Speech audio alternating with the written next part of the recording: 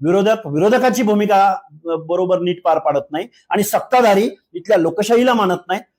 प्रत्येक गोष्टी टेंडरिंग मध्ये, कमिशन मध्ये, इरेग्युलर सगळ्या गोष्टी पायदळी तुडवल्या जात आहेत.